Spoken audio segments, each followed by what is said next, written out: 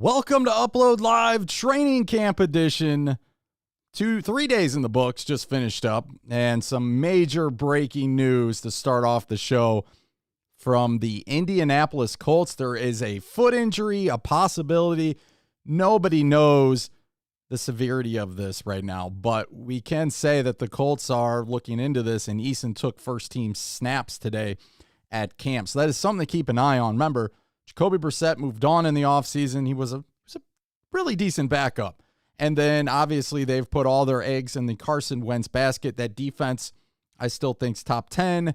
Wide receivers, I need to see a little bit more from there. I like their offensive line, their running backs. You can definitely check out the Colts preview. But, yeah, if Carson Wentz doesn't play, it's all going to fall on Eason. Look for the Colts to have to go out and make a move. We don't know how long he could be out. He could be out a month. He could be out a week. He could be out a day. It's still up in the air. But it does bring up a really solid point. As the Titans today had players take the day off, we know that Vrabel's been very cautious with some players. We will get into Bud Dupree. But it looks like Lawan, A.J. Brown, Julio Jones, all those vets got days off today. So did the younger guys step up? But yes, breaking news with the Indianapolis Colts. Thanks so much for being here, taking your time. Vampiric has the Adam Schefter report. Thank you, Vampiric. Carson Wentz is out indefinitely till he goes further testing. So that is something we're going to have to keep an eye on. Hi, I'm Evan. Says Wentz flat out terrible. If someone who thinks he was an upgrade, just stop. And Steven, looks like Houston Texans is Tennessee's competition for the AFC South now. I won't jump to that conclusion just yet, Steven, but thank you so much for posting this. I actually was going through my Twitter feed, and I saw Steven was like one of the first people to report on this. So thank you, Steven, and getting it out on YouTube. But like I said, I think, like I said, Carson Wentz could be out a month and come back and be fine. We don't really know. You know, did he break the foot? Is it a severe sprain? If it's a severe sprain, I mean, he might be out, 3-4 weeks? Maybe they hold him out a little bit longer. That Colts schedule, just to throw it up there, and I got to find it, so I do apologize, so hang with me here real quick. But there's that Colts schedule. If he is out the first month of the season, that schedule is already super tough. You know what I mean? I think the Colts would end up splitting week 1, week 2, and then, like I've said, the season for the Titans is going to be week 3. No matter what happens in week 1 and 2, week 3 is the one you want to circle on your calendars. But then week 4, 5, those are tough opponents. 7, and then going and getting the Titans at home. So out of those first 8 opponents, you know, realistically, there are 6 to 7 solid teams that they're going to have to run through. And if they don't have Carson Wentz the first half of the season, maybe you are realistic to say, hey, maybe, yes, the season is in severe jeopardy. That kind of stuff with the Colts. I never want to wish injury upon anyone. But remember the season Luck retired, the Tennessee Titans, we thought for sure were going to win the division and be able to do all those kind of things. And we did not win the division that year. You know what I'm saying? So, again, Carson Wentz, you know, I hope he's not severely hurt, but this does definitely change some things. And it also makes you look in the mirror with your own team. Hey, this could have been Tannehill. This could have been A.J. Brown. This could have been Derrick Henry. Injuries pop up in the oddest moments. Spicy, what's going on? I want to say it was spicy, but we do have some more news that Vrabel might have tipped his hat here later on. BB15 with the Carson Wentz. Montrez, tighten up to you. Says the Texans stink as well. Unknown says the only thing Texans are competing is for a number 1 draft pick. Titans Rossi in the house. Definitely go follow Titans Rossi. Says live during the day. Heck yeah, we're trying to switch it up a little bit today. Don't wish injury on any players. So shout out again to Mr. Titan. Definitely go check him out. He's been giving you updates. I thought from my perspective, just seeing Mr. Titan grow over the year, it wasn't that he was bad in the beginning, but my gosh, this guy, his latest video, check that out, where he goes on literally goes on a rant, bringing up 2 big issues that a lot of people don't want to talk about, and they don't want to look at it as being an issue. I won't spoil what those 2 issues are that he says, but it's like some of the local media members might have been watching his show because they came out today with basically the same thing. So shout out again to Mr. Titan. Definitely go over there and hop on his channel and check out what he's doing. Does great work. Tennessee Titans Logic, what's going on? Titan up to you. Kevin Wu, Titans win in the division. Unknown says 12-5 at least. Hakeem in the house. Tighten up to you. Elite trainer CJ. What's going on, buddy? Good to see you. Says, yo, bro, you're going to discuss the Madden 22. We can get into a little bit of that with Derrick Henry. I went off on Twitter, and I know I had some even Titan fans coming at me and like, hey, dude, like, you don't make any sense. But I was comparing character. That's what I was comparing. Get into this a little bit later. The Tennessee Titans started off on fire on, just helmets day one on Wednesday. But Thursday, for all accounts, practice was not very good. And according to TD today, practice was awful as well. It started awful. The wide receivers were dropping a lot of balls. Specifically, I will mention who those two receivers are. One has been a problem, but it seems like it doesn't matter. And we'll get into him a little bit later. But I did want to at least point that out, that yes, on the surface, things are great. But Tannehill, I mean, he's thrown another interception. I think he's thrown now 2 to Hooker. A to Z Sports is all over Kaiser. We can get into that a little bit later. Apparently, he's getting a lot of second-team reps, more than Logan Woodside, but hasn't been able to deliver. So that, and the defensive backs, I mean, you could say what you want about, Jenkins, or they got Evans now playing defensive back. I'm kidding. We'll get into that a little bit. But, they have Evans 32 on offense, and then they have a guy on defense named 32, I think Greg Maben. So we can get into that kind of stuff. But it is interesting and a little funny to see 32. Peterson, the Kevin Peterson guy, seems to be getting lit up and torched. You don't hear a lot about Chris Jackson. Chris Jackson. That's something that I'm not sure on, because I know that the Titans hold him to that he had a pretty good offseason. But you don't hear a whole lot about him. Maybe that's a good thing, though. So we'll get into all those kind of things. No one has yet been able to cover A.J. Brown in camp. Yeah, nobody. And, Farley is not out there. We can get into that as well. I think a lot of media members have been making me a little upset. Yesterday, John Glennon did go back and kind of clean it up a little bit, but making it a huge deal about Bud Dupree and saying, oh, now he's on 2 unfortunate lists you don't want to be on, the COVID list and the PUP list. Well, number one, we all knew he was going to be on the PUP list. I mean, physically unable to perform list, because he's bouncing back from an ACL injury, for crying out loud. He wasn't going to be day one in camp ready to go. No matter what they say in the offseason, we know this. It's not always like that. The Titans have the final say. Vrabel has the final say when you're going to be on the practice field. And we told you this all offseason. He is going to be cautious when it comes to certain players. I mean, even after the fact, when Corey Davis of the New York Jets, when he was a rookie and he had all those hamstring issues, they still, in year 4, as of last year, were still cautious with him and holding him out at random times at camp. So that's point number 1. Point number 2, with this whole sickness list and all that kind of stuff, if he's vaccinated and all that kind of stuff, I just don't understand why you're making this out to be, it's almost like, this is just, he's already on the physically unable to perform list. He doesn't have a game this week. A lot of these guys are out 10 days or less. You know what I'm saying? It brought a lot of negative vibes to Bud Dupree. And almost, I know he didn't intend it for that way, because he did go up today and say, he's involved in contact tracing. Well, that's a lot different to be involved in contact tracing than to actually have it, right? Because then all of a sudden everybody's asking questions. Oh, is he the one that did or didn't get vaccinated? What's going on? Is he not wearing a mask when he should wear? And then everybody starts jumping to conclusions.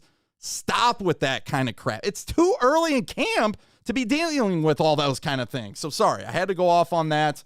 No disrespect. It's just some of this stuff, where some of these guys make these deals that are bigger than what they really are. Now, Indianapolis, if you want to make Carson Wentz a big deal and you're an Indianapolis reporter, then yeah, go for it. But I'm not making Bud Dupree an issue. And I'm not making Caleb Farley an issue either. We knew that his back was messed up when we drafted him. That's why he fell. We wouldn't have got him if the back was okay and everyone had checked out. I'm telling you that right now. He would have went in the top 10. But we got him. And I'm telling you, by the end of the season, you've heard me on this show over and over and over, by the end of the season, he'll be your number 1 corner, revved up for playoff time, and that's what it's all about. Don't rush him back. That's why I've always said this really quick. I'm sorry to start on rants. I've always said this. Arizona is going to be a toss-up. And it's not because I think Arizona is better than us, but we are going to be extremely young and inexperienced in different positions, especially in that defensive secondary. Kevin Byard, the only starter coming back. And I know Hooker played some time, but he hasn't been the official starter for Vaccaro until this season. But I think all the Bud Dupree, the Farley, those kind of guys, I don't really expect them to play. I just don't. I had never expected them to play in week 1. I think they'll be back, but I'm not sure they're going to play or how much they're going to play. That's why that game's a toss-up. Not because Arizona is better than us. So let's get in the show. If you guys have any comments, Mr. 10 says go get Blake Bortles. Again, Logan Woodside versus Deshawn Kaiser. For me going into camp, it was Deshawn Kaiser. I just like what he was doing. I like that he had some sort of experience. Logan Woodside, it's like, I mean, he threw a really, really nice pass. I know a lot of people are giving credit to Mason Kinsey in this case, and that's great. He made a great corner catch over Peterson or whatever, but that was a heck of a throw. And nobody really is talking about the throw that was right on point in the corner of the end zone. That's a tough throw to make all the time, and he made that. Apparently, they struggled in day 2. I don't think any of the quarterbacks were like lighting it on fire in day 2. But if you go over to A to Z Sports, they specifically target Deshawn Kaiser and say how he has not looked the part and how it's not even a competition. But before you kind of jump into that and be like, yep, write it down, and have those thoughts go through your mind as facts now, just remember this. Last season, we heard all training camp about how awful Nick Westbrook was and how he could not catch. And who made the team? Who made the team? Nick Westbrook. And how great Khalif Raymond was all camp. And he didn't really do much in week 1. He didn't do much in week 2. We guaranteed he'd do a lot in week 3, and he did. And we didn't really hear much from him the rest of the year. He's kind of like, whatever. Don't get too high on some of these guys and don't get too low on some of these guys who it's just training camp, and they haven't even put on the pads yet. Big O Titan in the house. Shout out to him. Tennessee Titans Logic says Chandler Jones, J.J. Watts, Golden. They do, and Chandler Jones apparently wants out. That is interesting. Captain Trips, it looks like they're rolling with Eason. I think Sam's just a little too young right now, and they're going to, bring him in slowly, but I don't want to jump to any conclusions right now with Carson Wentz.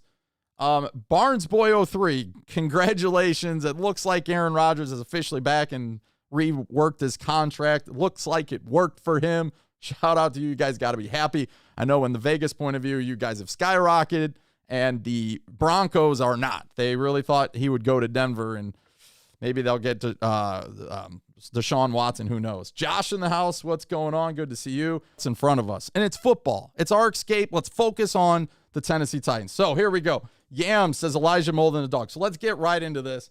Here we go. Sorry to go off a little bit here on the show. So right now we got 64 in the house. Not bad for a noon show.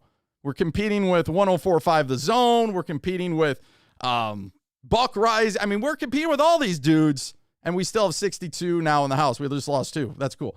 So I want to start off the show, and you guys you keep your comments coming with only 60-some in the house and no guests. This is going to be a really nice way to get you guys included in the show. And hopefully, once we get the phone lines figured out, we will have that all coming for pregame and postgame shows here on the network.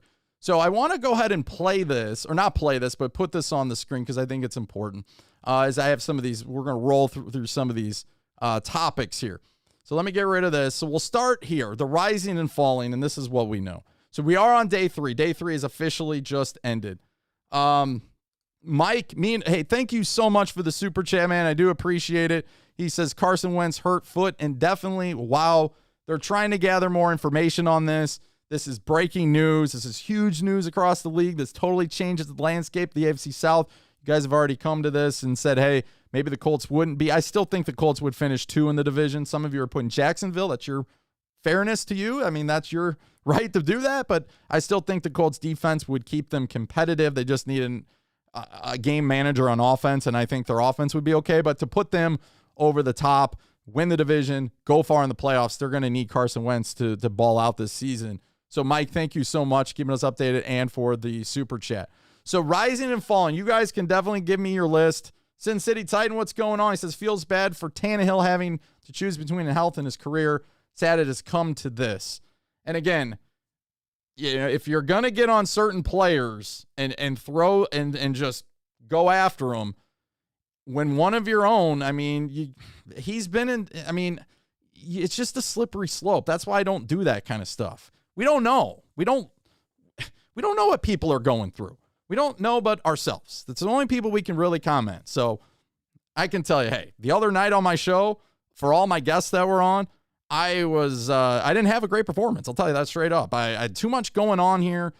Certain things weren't working. We had a 10-minute delay. You guys know I don't like that. I might be 5 minutes late, but 10 minutes is way too long. So I still apologize for that. So let's keep this going. But rising and falling, who you got? So what I'm thinking is I've been kind of going through the report, and it's hard to tell what's true, what's not true, what's just someone's opinion versus what they're actually seeing. This is what I can tell you. If there's one follow, okay, there's nothing against any of the other guys, but if there's one follow who cares about the team, doesn't care about the story, doesn't care about selling headlines, doesn't have his own private site, membership club, all those kind of things. Works for ESPN. So I know some of that stuff you can't, like he predicted his 53-man roster. When you go to check it out, you have to pay for that. I understand that, but that's through ESPN. But Teron Davenport, shout out to him. He's really gained a lot of respect for me over the last few months. But number one, he comes on a lot of YouTube shows. Okay, he's really close with Titans and Truth. So shout out to him. Go follow Titans and Truth. Chris is a great guy. So if you haven't seen him, Wednesday nights are his show. But Chris brings him on all the time, and he'll stay. He was doing something the other day, and he was on Chris's show, and he still called in, even though you obviously knew he was busy. He had a lot of stuff going on. It was during his free time, too. He's been on Mr. Titan's channel before. He just gives up a lot of his time. But what he's doing is he's trying to give you a true picture. Like, I've been told, and I've heard that Mason Kinsey was the first one into practice and the last one out of practice every day. That's how it was all off season. And did that do enough to win Mason Kinsey an award? No. But yesterday, TD posted a little video of Mason catching from the jugs machine like 30 minutes after practice. Everybody's went home. Mason's out there trying to perfect his craft and obviously make this team and catch the football and continue to work on those kind of skills and stuff. And Vrabel actually said his name today in the press conference and brought up the jugs machine. And I know that's a reference to TD and Mason there because that story was breaking yesterday. It doesn't make headlines, but it is interesting to know, like, who's the ones staying, who's the ones working overtime, who's the ones helping others out, those kind of things. And I think we need to know that as fans, and it's good. So this is the list I got. You can let me know what you guys think.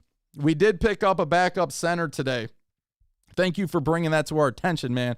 I did write his name down somewhere. Where's his name?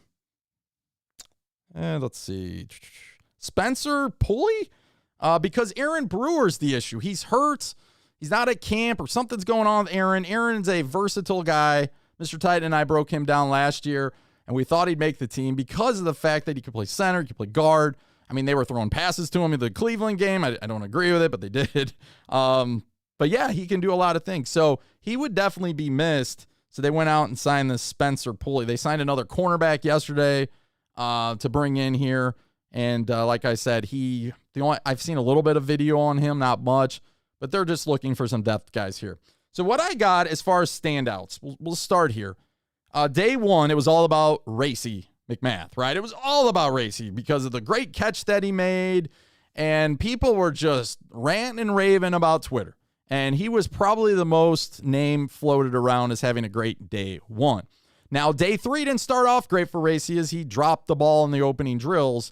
And but to be fair, Nick Westbrook dropped another ball to start the drill. So that kind of was repetitive, and that's what TD was talking about. I think it was TD that said, like, it was not a good day three. That kind of set the tone, and it just did not come back. And with a lot of vets being off for day three today, the Titans really did struggle with shoulder pads and helmet. See if they kind of step up. Day two, kind of a mixed bag. Elijah Molden, Marcus Johnson has been making an appearance. Vrabel said his name again today in the press conference, and I know that's Titan Rossi's guy. And then Breon Borders has been making some hay apparently too.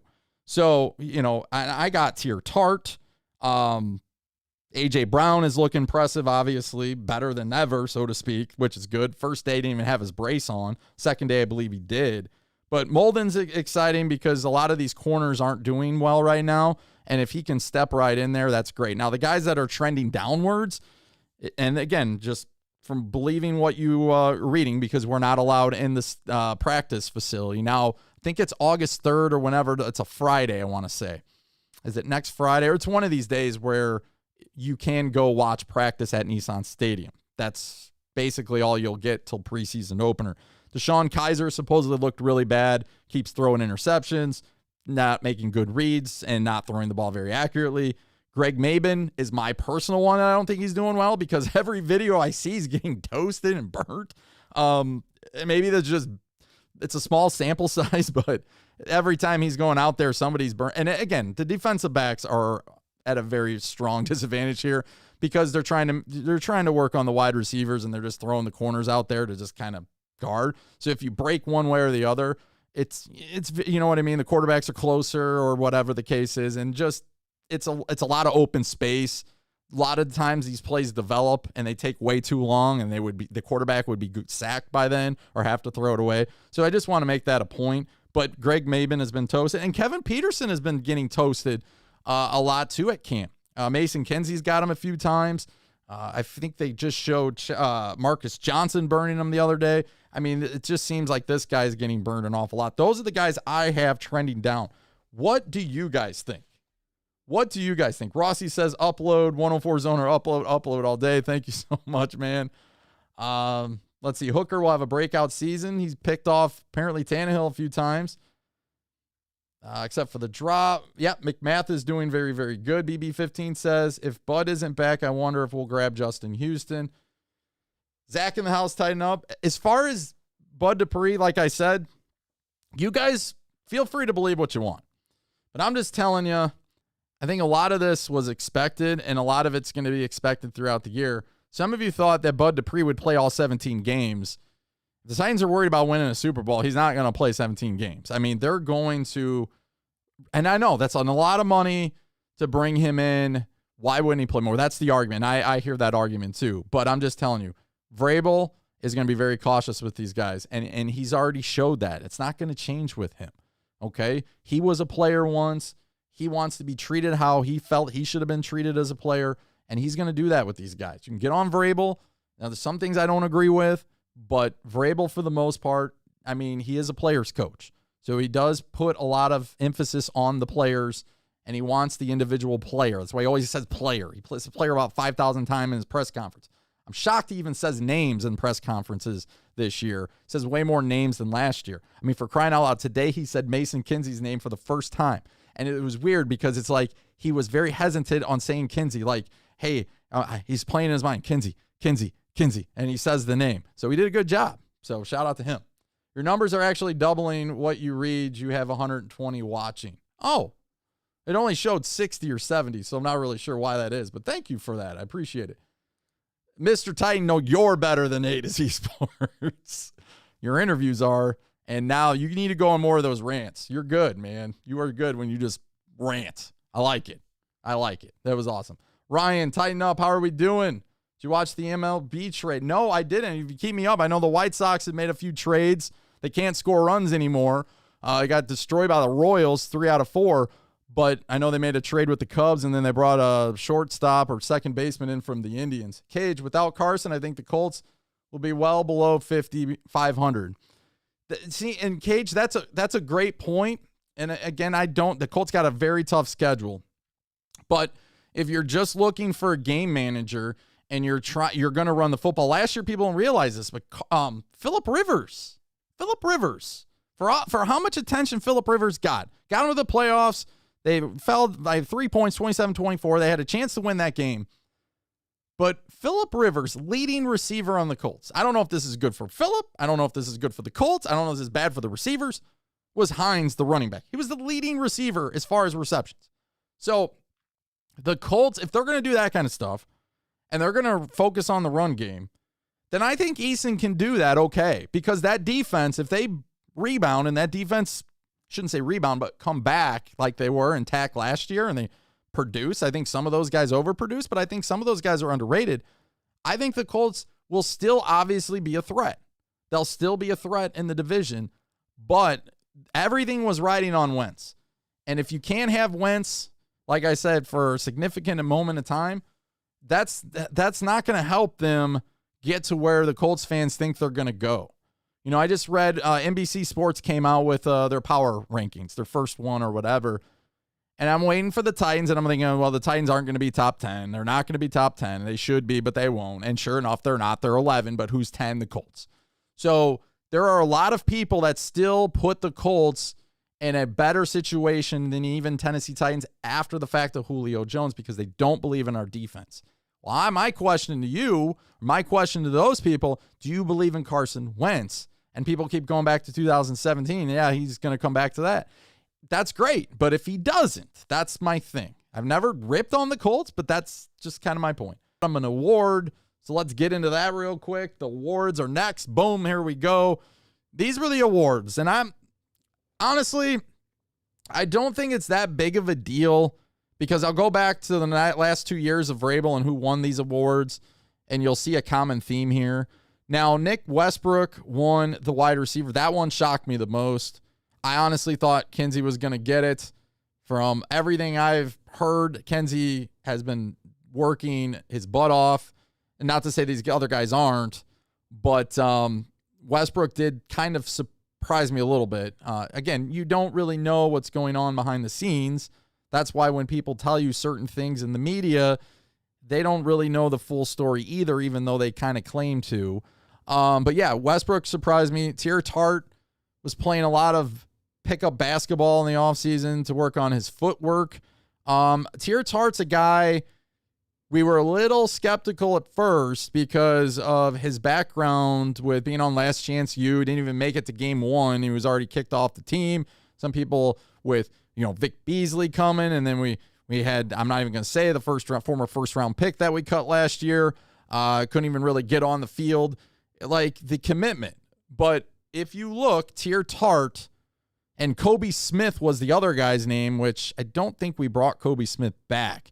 But Tier Tart and Smith, I believe, were on the practice squad.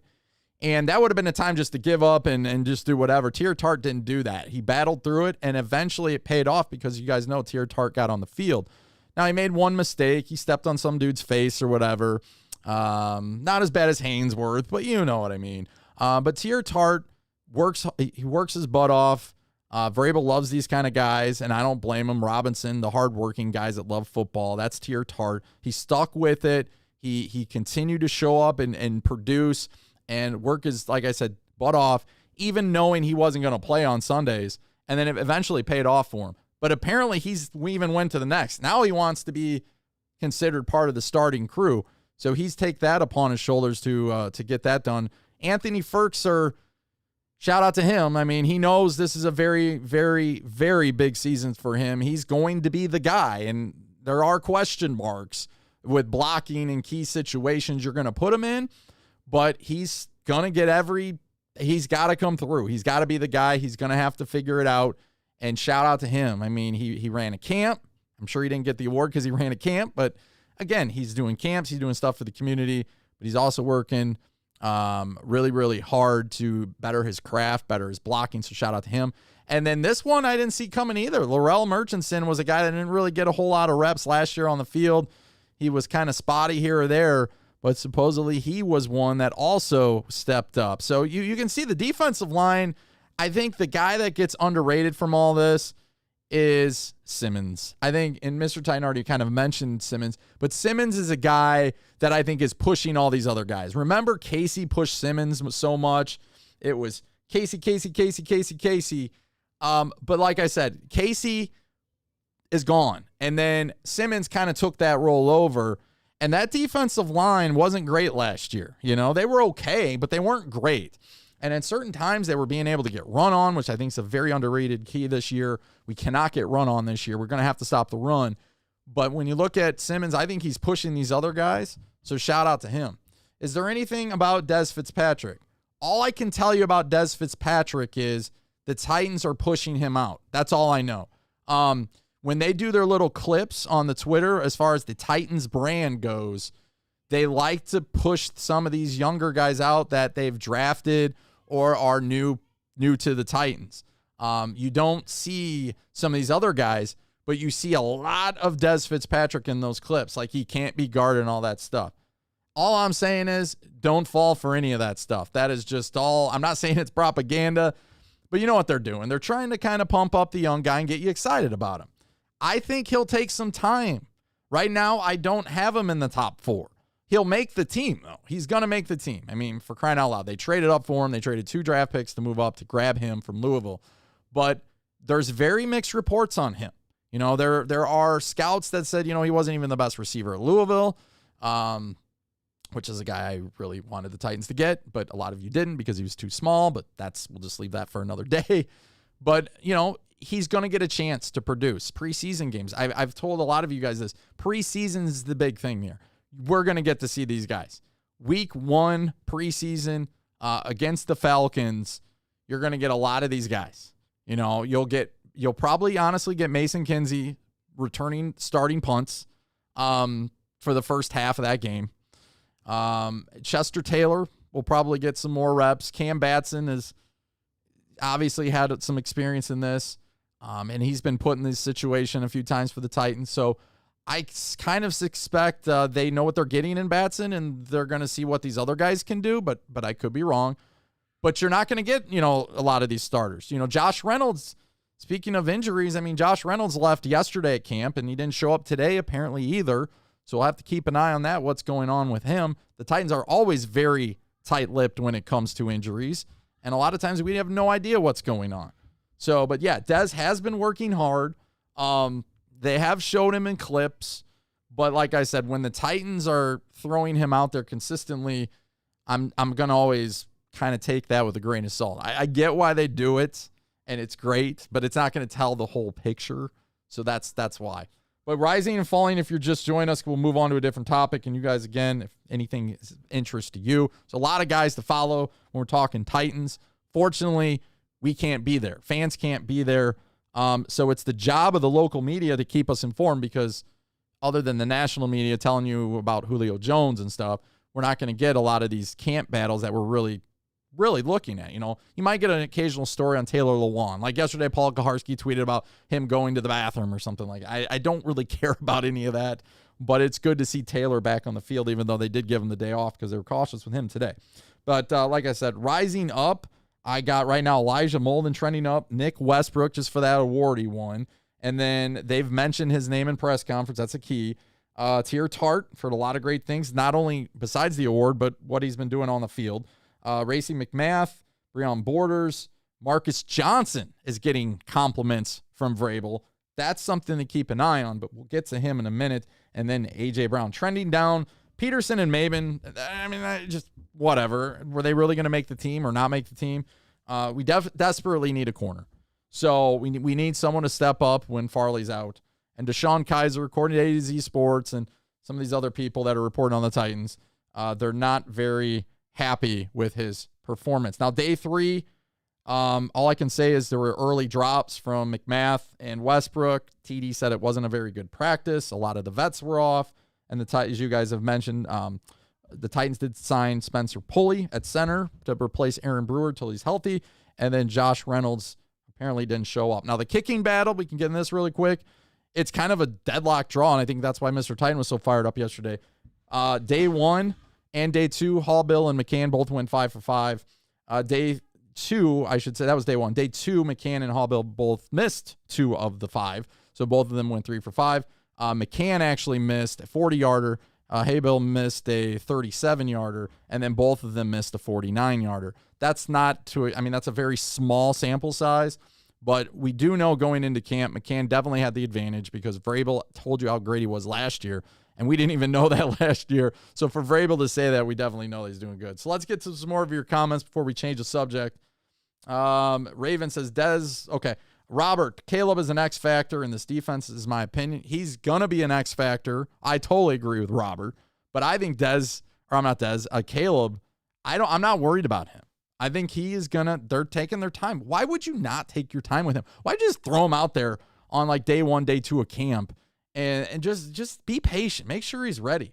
The Titans are pushing out, and Jim Wyatt. Jim Wyatt, I like Jim Wyatt. This isn't a rain on Jim Wyatt, but I think Jim Wyatt was wrong. He was on Mr. Titan show a couple weeks ago, and Mr. Titan just asked him about his thoughts on Mason Kinsey. Just asked him. Didn't ask him if he'd make the team. Asked him his thoughts about what he's seen. And Jim automatically started mentioning guys like Racy and some of these other guys and called Mason a long shot. Like, I'm sorry, but it's probably a little premature to be calling him a long shot right now because, number one, I think of long shot with the Julio Jones situation, and we got him. But you're there to report on the team. Like I said, you don't know who they're valuing. None of the reporters thought Westbrook would make the team last year. None of them. And he ended up making the team. So they actually mocked Westbrook because he couldn't catch. He did drop one today. Tighten up to you as well. Hope you're having a good one, man. And Biblical Bees, have you heard anything about Monte? He's another one I haven't heard much. I haven't even heard much on Evans, you know? So I totally forgot this, and I want to share this. So when we were talking about awards, I wanted to share who won the awards, and is it that big of a deal? Last year, Logan Woodside, Rashard Davis, and Rashawn Evans all won awards.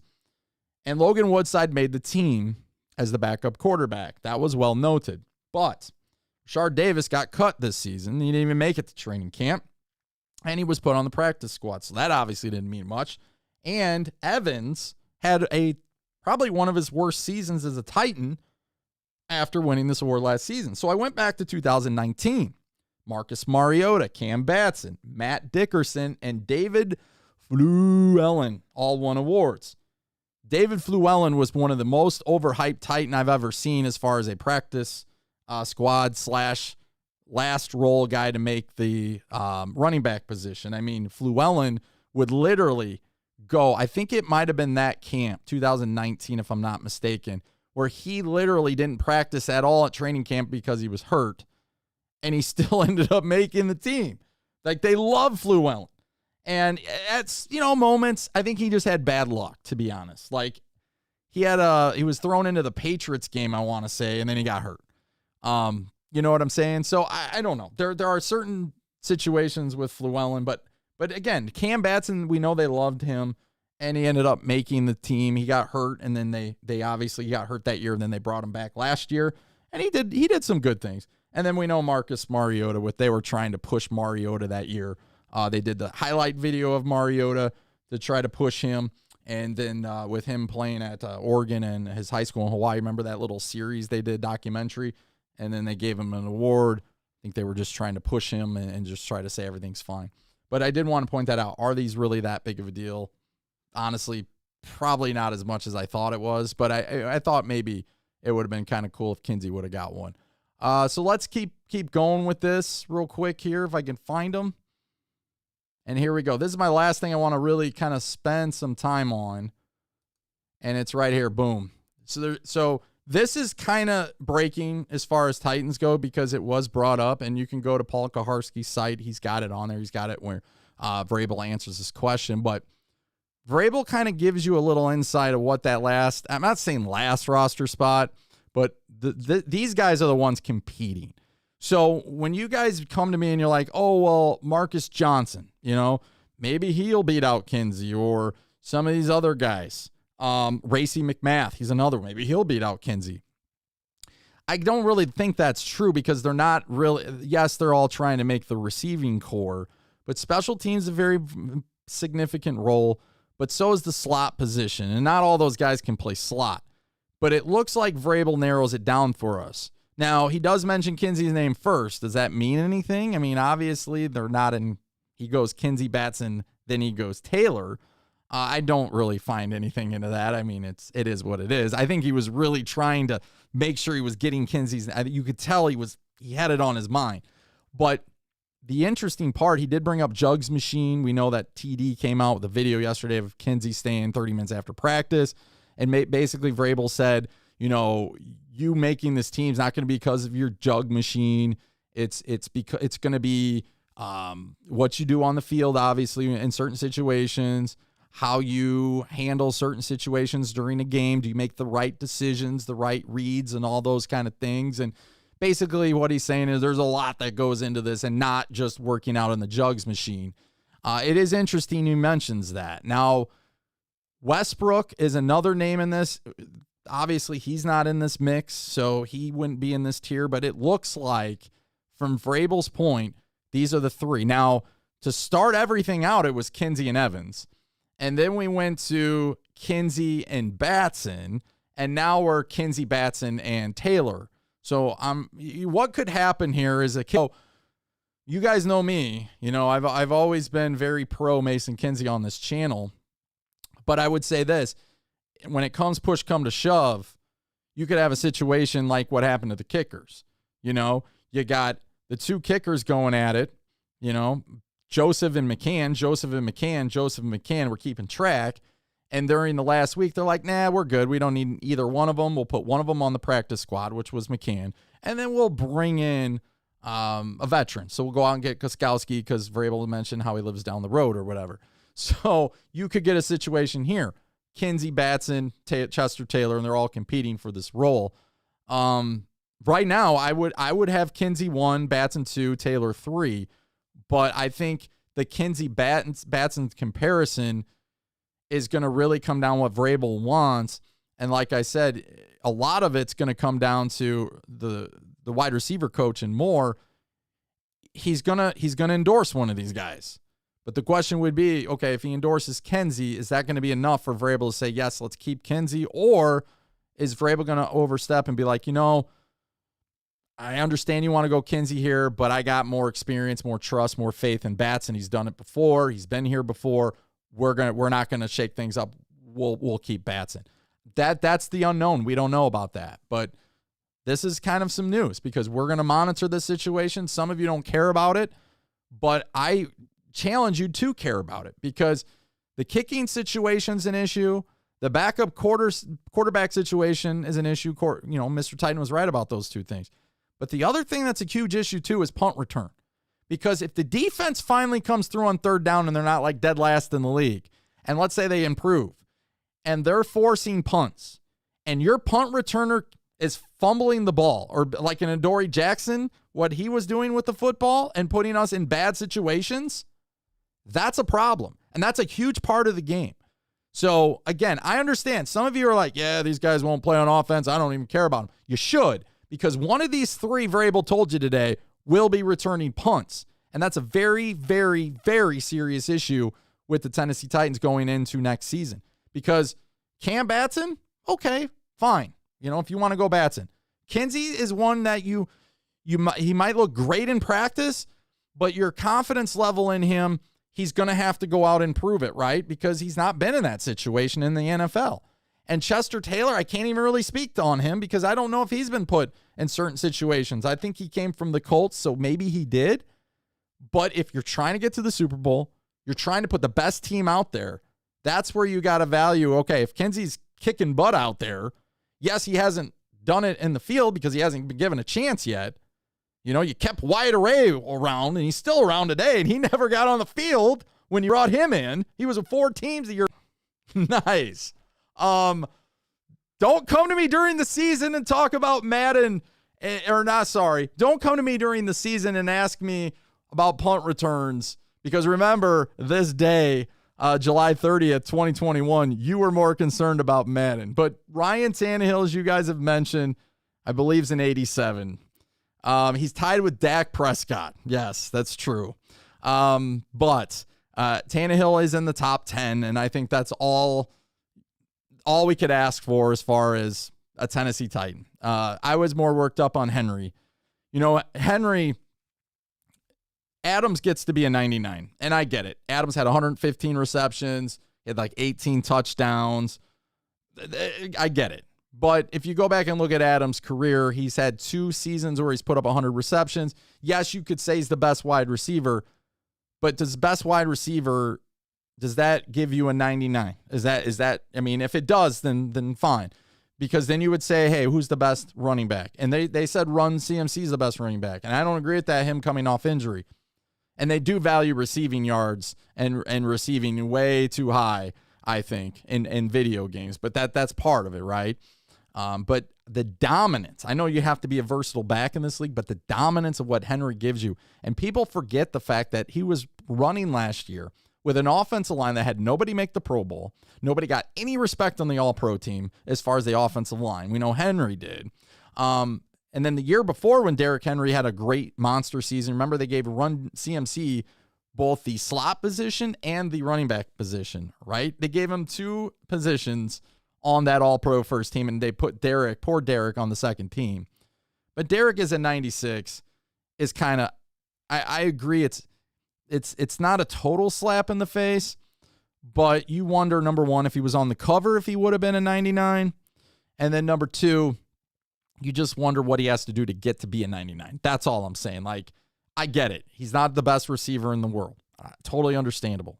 But he's also a guy where it's very hard to take him down. And yes, the Ravens, I know Raven fans that watch this will be like, we took him down in the playoffs. You couldn't do anything. But yeah, it took you 9 guys in the box, and it took you basically taking out A.J. Brown, and no other Titan and no other offensive coach was able to figure out a plan against that. So it is what it is. I totally understand that point. But hey, you guys got anything? We'll go through Mr. Titan. Wire Ray's an amazing player.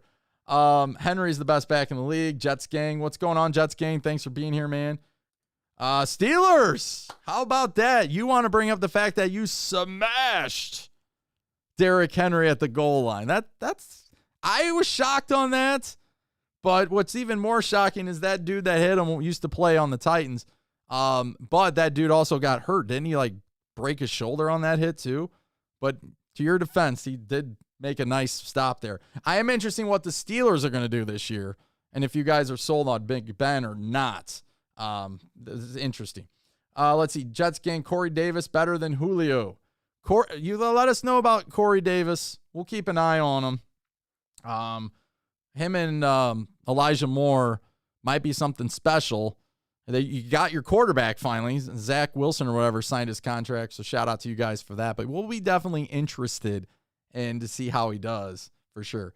Titanium Chris says, what's up, Upload? Do you think there's a chance we would trade for Howard? I know that the people I've talked to who cover the Titans, put a lot of time in the Titans, think the Titans possibly would trade for him. But I just don't know if they would because of what they did with Julio. They're not going to trade a first-round pick. I'm not sure how much he's going to cost. Cap space is already somewhat of an issue. I mean, in a perfect world, you would, but with a guy that wants out of remember, and Vrabel will take note on this, and remember the whole thing with Isaiah Wilson. I know I said I wouldn't mention his name, but we traded Isaiah Wilson to the Dolphins last year. The Dolphins already got burnt by trading us Ryan Tannehill. But when we traded Isaiah Wilson, remember, after we traded him, he got in a high-speed chase and was arrested, and then the Dolphins threw him off the team. So the question is, how is that relationship, for one? And then number 2, I think the Dolphins got something brewing down there in Miami. I've seen some significant growth. I think they're going to be decent. That's one game I'm circling as a very tough game for the Titans this season when the Dolphins come to town. We historically don't always play well against the Dolphins. We somewhat struggle with them for whatever reason. But I think the Dolphins, for him wanting out of that situation, I mean, he's in a good situation, I thought, right? Does it all come down to money? Well, if he's coming to Tennessee, I don't think Tennessee is going to give him all the money. So I don't see it happening. If you're asking me personally, can it happen? Heck yeah, it can. Vrabel, Fitzpatrick, and so Fitzpatrick, he's a guaranteed lock. Josh Reynolds is a lock. A.J. Brown and Julio Jones are locks. Those are 4 locks. Cam Batson, I thought, was a lock, but I don't know if he's a lock anymore. I think Cam Batson and Kinsey are fighting for wide receiver number 5, and then wide receiver number 6 will just be kind of a guy like you're going to take a shot on. So if they really love Racey McMath, like a lot of Titans reporters and stuff are telling you how great he is, then you would keep him on. I don't think a guy like Racey McMath if he puts on tape in a preseason game, will be around very much if you try to get him on the practice squad. So keep that as a note. Maybe they don't play him a whole lot in the preseason. If they don't, that's probably because they've already made their decision on him and they're going to try to protect him. Sometimes they'll do that so these other teams don't get tape on him. Remember last year there was no tape on any of these guys, and yet the Patriots were the first team to call Mason Kinsey to bring him in. So, sometimes these guys work together and help each other out and try to find guys to fill spots in rosters. So we know we have a pretty good relationship with New England already. Jackrabbit turns out to be Flat Rabbit. Right now he looks like Flat Rabbit. I know some people out there have been comparing him to Malcolm Butler, but according to Paul Kaharski, they're not even in the same category. So we'll see. He believes both of them try hard, which is great. But again, I've been on this. I've told you this, okay? The one thing I don't like to do is flip-flop, so I'm not flip-flopping off this. I told you when we signed this guy, if he's our number one corner, I'm not happy about that. I don't want him to be our number one corner. If he's our number two, I'm okay with that. So what do? We went out and drafted Caleb Farley. If Caleb Farley comes back and he's a legitimate number one corner like I think he's going to be, and Jackrabbit comes out and he's terrible as the number two, that's when we'll worry. But if he goes out there as a number one, I know he's not, in my eyes, I know I'm not counting on him being the number one guy this year. I got that penciled in for Farley, so I'm not going to overreact to that just yet, but that is a concern if Christian Fulton takes a step back, and he never even took a step forward last year because he was hurt, we might be in some trouble, and we're going to have to think outside of the box. Now, luckily, Molden fell to the fourth round, and you can kind of push him in as your slot corner type guy to take away the middle of the field. Otherwise, we would have been in really big trouble.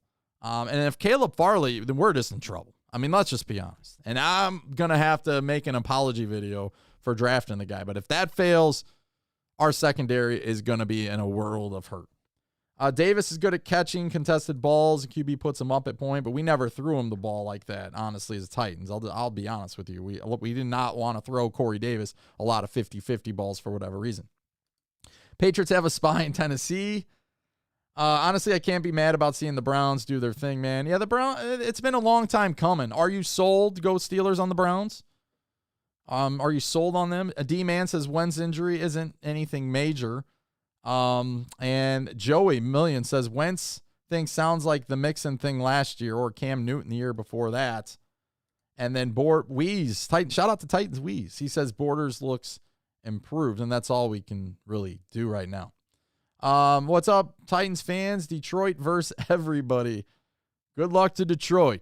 That's all I'm going to say. Not the Detroit Tigers, because you're 11.5 back now to the White Sox. You're gaining some ground because the Sox can't hit all of a sudden. But for your Lions, I wish you the best. I really do. So if you guys have anything you want to wrap it up, I'm pretty sure I got through everything. We got through the award winners. We got through the standouts. Day 1 was Racey McMath. Day 2, Breon Borders. Day 3, really nobody. Maybe you could say Marcus Johnson.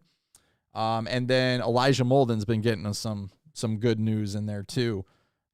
Kicking situations really deadlocked right now. It's neither one is really doing. I mean, one of them is. They're both the same, right? And I haven't got today's stats yet. If you have them, let me know. But McCann and Haybill, whatever. Hallbill, I think it is. They are, 8 for 10 right now. With day 2, them missing 2, though. So keep that in mind. And then the day 3 news, the only thing of note, I think the biggest note is what Vrabel shared at the press conference, how Kinsey, Batson, and Taylor will be fighting for the punt returner spot, which in theory would be one of your wide receiver spots. And because it's between these 3, you would figure one of the 3 that I mentioned will make the team. So on one half, you could say, hey, each one of these guys got a 33 and so much % chance to make the team.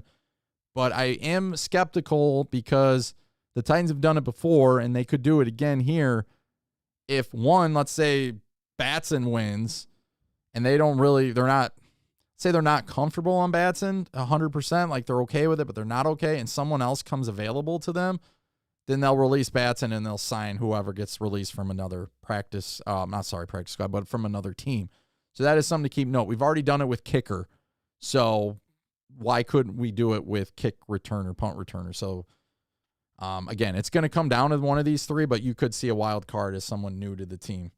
And then we got a little bit of the vaccine stuff. Titans 90%. I think a lot of fans are feeling pretty good about that most of their players have. And they're very happy with Tannehill answering the questions, his honest truth, not shying away from answering that. You know, Tannehill has stood with this team through and through. And it doesn't matter what the issue is, Ryan Tannehill is going to stick up for his teammates. He's an ultimate team guy. Feel like he got kind of a bad rap with that in Miami. He showed those leadership skills. But like I said, so you got to give Ryan, even if you don't agree with Ryan here, because maybe your take's something else, at least you got to give him credit that he didn't shy away. Now, Carson Wentz shied away from it. He didn't want to get involved in it. He has the right to not answer it, but he didn't want to answer it, so he didn't answer it. And I don't think Colts fans really care about that. I think they care more about if he can play week 1 or not, and if he's hurt. 7-6, 17-0. Ferkser's looking good right now. But I have not seen blocking yet, and that's the only. I know Ferkser can catch. I know he can run good routes. I know he knows he's a smart guy and he's got great awareness. But I don't know how he's blocking. What do you think his stats will be? I think they're going to be cautious with him too this season. I don't think they're going to let him run the ball as much as a lot of people think. But push come to shove, come playoff time, I think he'll be revved up, ready to go. But I would say he's going to run for 5 yards a carry, and he's going to have some games where he gets 200 and some games where he gets 90 to 110. You know, it's just going to depend on the opponent and how much they're going to want to use him. Wentz injured, we might actually have a chance. I realize how he was asking much, but should we have tried to keep Malcolm Butler? I think if you kept Malcolm Butler, you would have been in serious hurt elsewhere with other guys with calories. I am watching calories, but with the cost of, the salary cap. You know, I don't think you would have been able to do as much in the offseason as you did. You know, Bud Dupree costs an awful lot. Like what, $16 million or something? Maybe you wouldn't have been able to bring Dupree in. You would have had to bring in somebody else. So thoughts, you know what? I don't have a lot on that, Nicholas. All I know is most people don't really care about it at this point until it becomes when we look at some of these other issues going around the league and this is the one they throw at us, I don't know until more news comes out.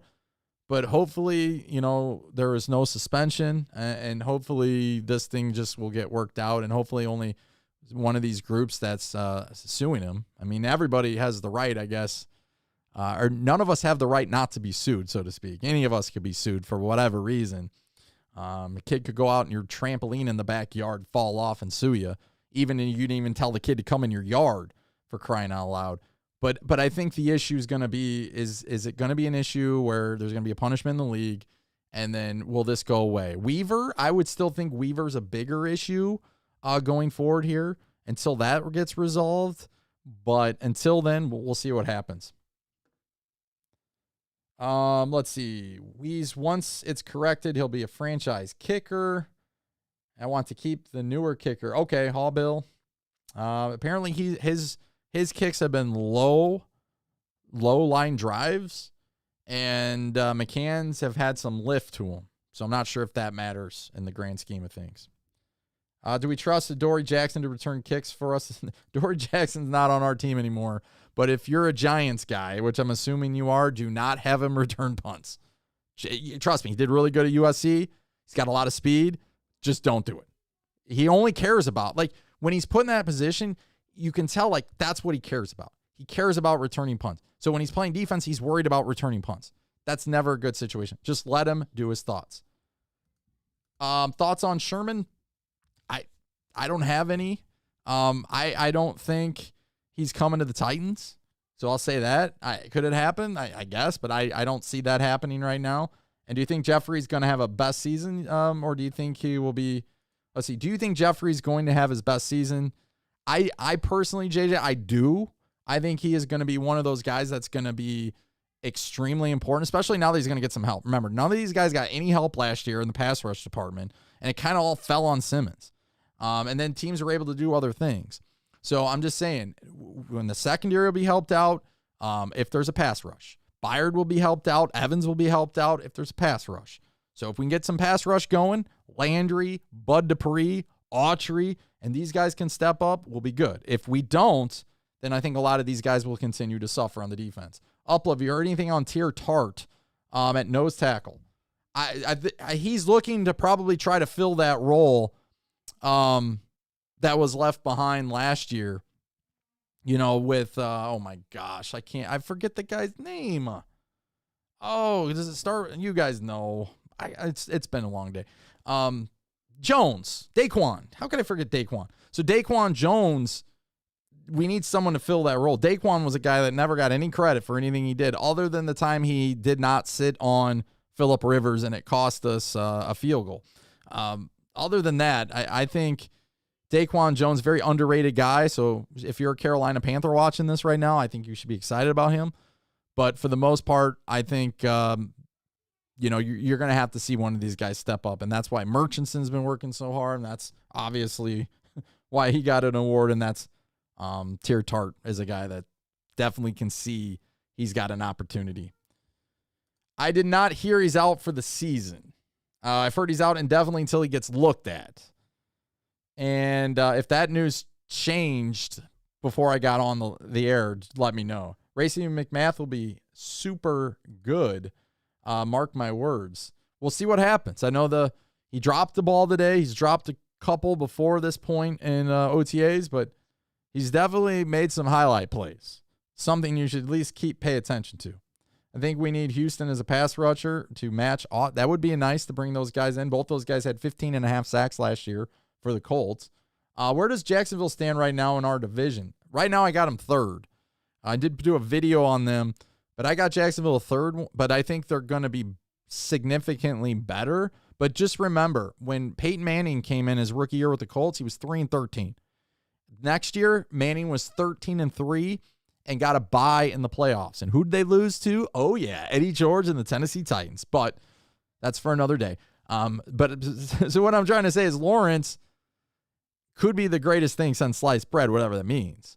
And someone will comment on that, so let me know. Someone will, because I remembered saying that when I first started YouTube, and somebody actually commented a long paragraph, the meaning and where that came from. But when you look at how everything's kind of going to work out, again, sorry, my mind's going on bread now, and I'm thinking of bread. But but Lawrence, even with him coming in with all the skills in the world, it's not a guarantee he's just going to come in and take him to the playoffs like ESPN thinks, okay? But I think next year you'll see significant growth, and they will be a challenge in the division. All right, last question goes to Max. He says, do you think our O-line will be better this season? If you're adding Lawan, yes. If Redunce doesn't get that spot from Lamb, I still think you're better, obviously, because you got Lawan. Ben Jones will hold up. Nate Davis, very underrated. Saffold's solid. Him and Simmons have been getting in iron sharpening iron there in camp. That's good to see. But that right tackle position, which should have been Conklin right by now, fortunately they let him go to the Browns. That right tackle position, you want Redunz to win that spot, because if Redunz wins that spot, you know he's good, and he'll be that spot for the next, I would say, where they draft him in the second round, he'll get 4 years for sure, and I think they would definitely try to sign him. But for the next 4, 5, 6, 7, 8 years, Ray Dunz is going to hold down that right tackle spot for you, so you want him to win that. If Lamb wins it, it's fine, I guess, but then it shows you, okay, how long is it going to take Redunz? And then if it doesn't fully work out, then now we've spent 2 high draft picks on right tackles. Isaiah Wilson the year before, it's not even on the team at the first round, and then this year Redunz, so you want him to win that spot. You guys know me, I can't stop. Okay, Upload, do you think Dupree and Farley will make the start of the season? No, I do not. And I've been on the record for that as early. Me and Ken Moore were getting into it early, like in a good way. Shout out to Ken Moore. Definitely want to go follow him. His day after show is great, and he's got something coming up, I'm thinking, the works as well, training camp. But when you look at the situation with Farley and Dupree, we know Vrabel is going to be cautious with them. He just is. So I think Vrabel, I don't see him playing week 1. I think you'll start to see him practicing more and more, and maybe he'll get in week 2, week 3. And if he does play week 1, I don't think they're going to play a significant role in that game, especially Farley. I think Farley, they'll kind of ease him in. But by the midway point, you're going to start to see Farley take off, and you should start to see Bud Dupree back to Bud Dupree, okay? If you want him out there in game 1, and you're adamant about game 1, and that's your argument, you got to have him out there, it's a 17-game schedule. In the grand scheme of things, I would tell you week 1 doesn't always matter. But then I saw what happened to the Colts last year and how they lost, right, to the Jaguars, and it did matter. But this is being an NFC opponent. It is a home game, but 17-game schedules, you don't want to rush these guys back, start 6-0, then have them get hurt because you rushed them back too soon, like Ryan Suckup, and then you lose 4 and 5 and 6, and you're going into the playoffs unhealthy. You don't. You want to be very cautious, too, with Landry. You don't want to play him 95% of the snaps either. So I think they will be eventually in it. I think by the end of training camp, you'll start to see them out there more and more, but I don't know about week 1. So that's something to keep an eye on. Evans, solid backup. Showed some spots when he got to play last year. He was hurt most of the year, just like Christian Fulton. So our 2nd and 3rd round pick and our 1st round pick never played last year, and we yet still won the division. No one talks about that. Pick 1, pick 2, and pick 3 of the draft. Hardly any of them played, and yet we still won the division. Another reason why the Tennessee Titans will win this division, because I think Darrington Evans and I think Christian Fulton will play a lot better because they'll have more opportunities and they'll be healthier this season. And that's ultimately going to help the team. But Evans will be significant because Derrick Henry, if you're going to be cautious with him during the year with his snaps and how much he runs the ball and his carries and his load there, then you're going to have to have some other guy to step up. And that is a guy that I think can run through the tackles. I know he's a smaller guy, but he can run through the tackles and he can catch the ball in the backfield. He is more of a dual threat. So I'm super pumped for him. Yes, Brissett is on the Dolphins. Good call there, Jacob. Jacob thinks we're going 11-6, 12-5. Alex is 10-7. Clowney Super Bowl says Borders tearing it up. Yep, he made my trending up list. So, I mean, he was decent until he got hurt. And the thing, Kelly just signed with the Packers. So that's an interesting thing. But when you kind of look at all that stuff, I think, Breon Borders, did he get exposed, or was he being exposed towards, like his first couple games were good, but then I think he played pretty well against the Bears. But I think, was it the Bengals? Was it the Bengals game? Or one of those games where he kind of got exposed?